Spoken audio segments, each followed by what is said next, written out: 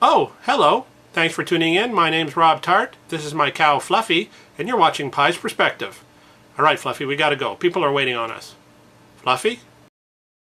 A California woman decided to help a homeless woman by letting her sleep in her car. Now, when she found the homeless woman dead, she was too afraid to contact police, so she just left the woman in her vehicle. Now, the story didn't say why she was afraid to contact police, but leaving a stiff in your car isn't what I would call low profile. If you're that worried about the authorities, then just drop the body off at a hospital or a coffee shop. Maybe leave them on a park bench with a bag full of pigeon feed. Another good idea is to put them in one of those photo booths that you see in malls, and then, just for fun, you could start a round of pictures. Now, I gotta wonder how this woman dealt with the smell. I'm sorry, but one of those little tree deodorizers just isn't going to cut it in this case. Maybe she could go to the local car cleaning place and ask if they have a decorpse special. What happens when you bring your car in for maintenance? You could just tell the mechanic, "My friend is going to wait in the car. She's dead tired." What is she going to tell the cops when she gets pulled over and the cop asks the passenger for ID? Maybe she could pull out an obituary. What about other drivers who roll up a cider at a light? I'm sure a shriveled up human being can be pretty noticeable. I guess you could explain that it's your great-great-great-great-great-grandmother and that she's really starting to show her age. Now, there are positives to having a corpse in your car. There's no arguments over which radio station to listen to. You know that they won't be a backseat driver. They won't ask to stop and pee every 5 minutes. You can take the carpool lane, and you can break wind without fear of anyone complaining.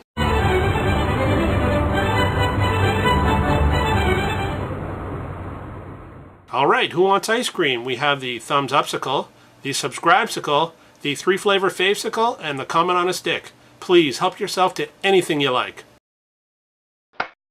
A woman named Chen Wei-hee, and if anybody out there speaks Japanese, I apologize profusely for my butchering of that name. Anyway, this woman is set to say her I do's as her wedding day approaches. Now, the woman doesn't have a groom or a partner of any sort. She's actually planning on marrying herself. She bought a dress, she has a photographer, and she even hired a wedding planner. I thought it might be funny if she had a poorly made cardboard cutout of herself that she could walk down the aisle with.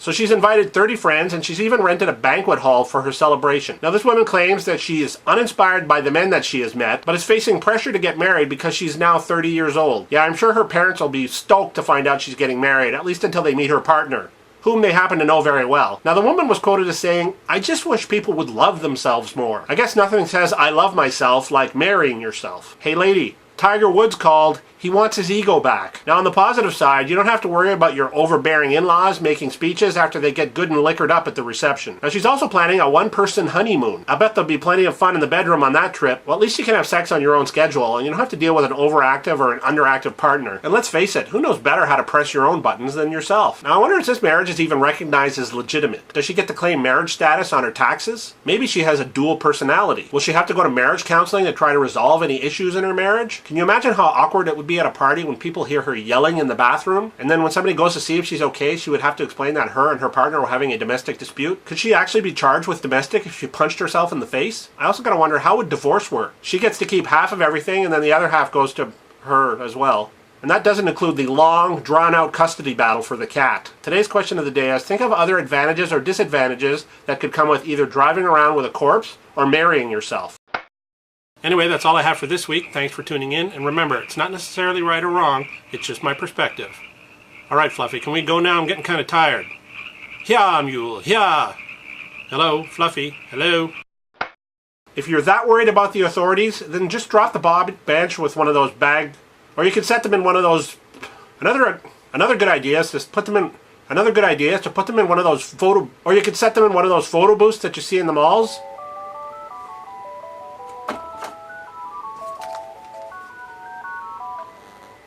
I'm sorry, but one of those little tree deodorants are... I'm sorry. And you can break wind without any fear of... I'll bet there'll be domestic dispute.